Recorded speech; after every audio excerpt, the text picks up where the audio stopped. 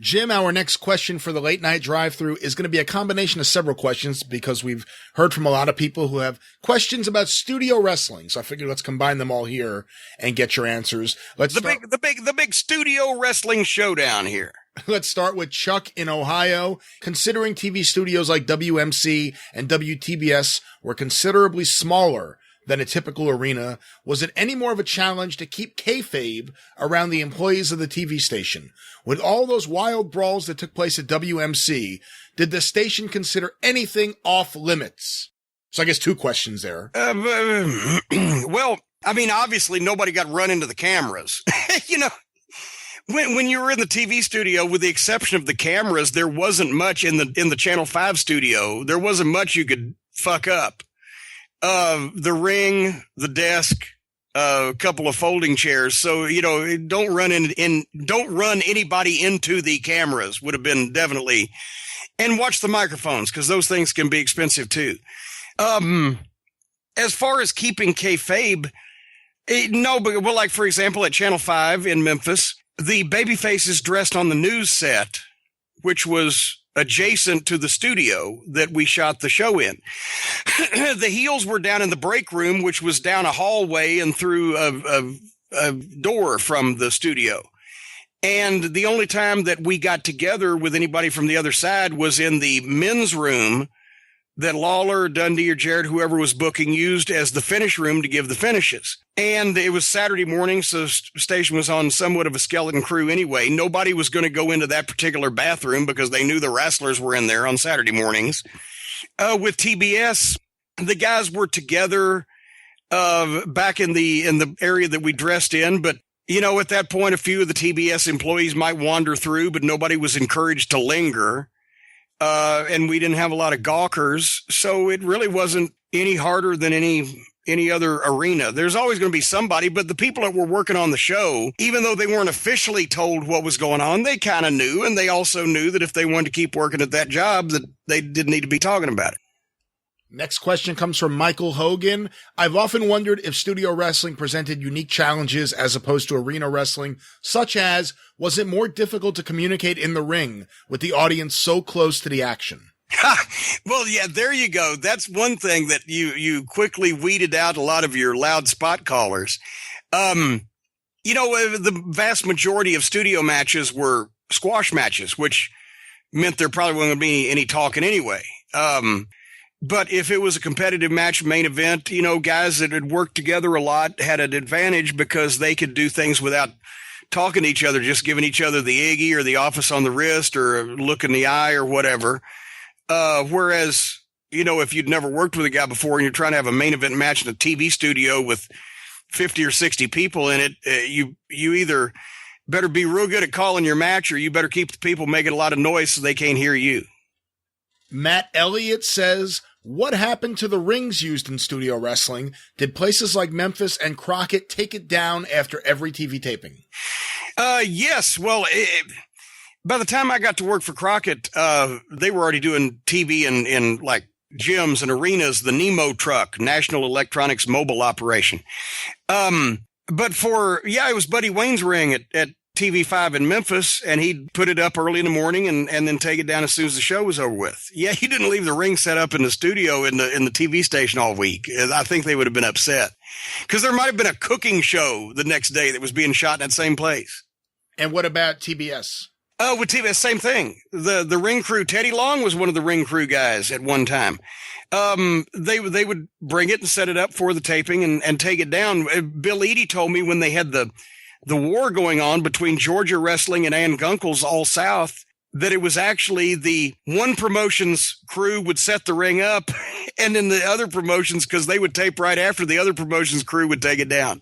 I never thought about that. The whole logistics of whose ring gets used and who puts it up and takes it down. Yeah. That's fascinating. In an era where the two promotions are at war, they actually have to work together on that. Yes, because there was no time to take it down and set another one up in between the taping. You'd lose the people, wouldn't be able to get them back. What about when Georgia would have the ring with the short apron? Were they using that on house shows? I mean, there were times they looked like they had an 8-foot ring in the studio. Oh, no, that was, oh, my God. We did that in Chattanooga for the Georgia show in the summer of '83 with Ronnie West and Dundee and myself and all those guys. That was a ring that was specifically cut down for studio wrestling shows. It would basically you'd cut the posts off at the bottom so it wouldn't be high enough so guys could still take backdrops and wouldn't kick the lights or whatever in TV studios in some places that had lower roofs. So the surface of the mat would only be about a foot or two off the floor. And it would have the same bump and feel and everything. It'd just be shorter. That was for studios. But no, they didn't use those for house shows. Rob Helt asks, were there showers in the TV5 studios in Memphis or the WTBS studios on Techwood Drive? If not, where did the guys clean up? There were, once again, like at TBS, you had to go down to the men's room that was down the hall a little bit and they had showers, or in Channel 5, there was one in the same room that they used for finishes. Most of the guys, unless they got a ton of juice or painted, yellow or something, they just got drunk because they were going to work again in a matter of hours. We were always leaving TV to go somewhere for the show that night.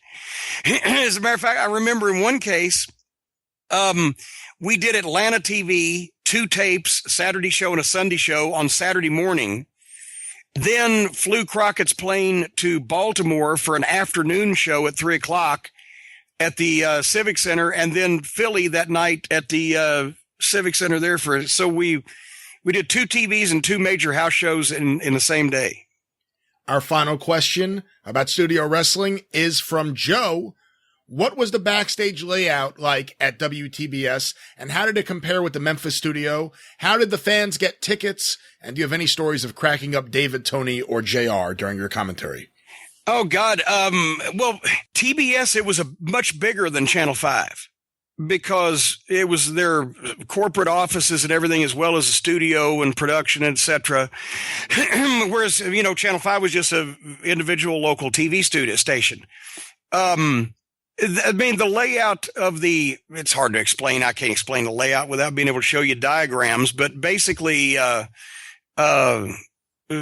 every studio was somewhat the same in that it was about the same size and held about the same number of people.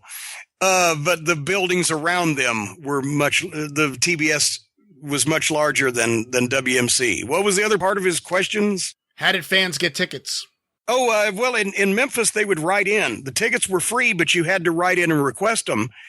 And at one point, I think they were 6 months behind on filling requests.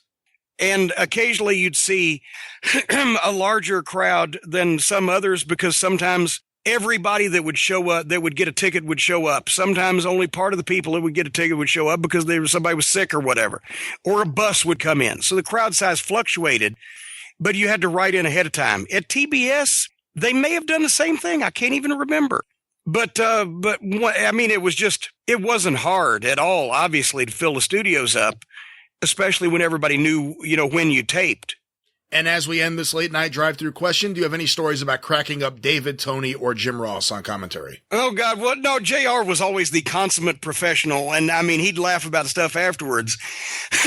David, it was hard to crack David up because he was always trying to be so serious and so babyface-ish. But Tony, I think one of them was when we'd Hurt the Road Warriors, they'd gone to Japan leading up to the scaffold match, Night of the Skywalkers. And I went out and got one of those fucking hunter's caps. And I goddamn one week, and I came out and I'm walking behind him across the screen with my tennis racket like a rifle and that fucking Elmer Fudd cap on. And as I get halfway through, I turn to the camera and to Tony and go, shh, be very quiet. I'm hunting warriors. And then put the gun up and continue on. Or, coming out dressed as Jimmy Garvin with the fucking wig on and a poster of the fat woman that I said was precious. Or, I got a Sherlock Holmes hat and a magnifying glass and one of those pipes and was I was Sherlock Cornette looking for the Road Warriors another time. And he'd get those little smiles on his face. But he tried to keep it together as much as possible.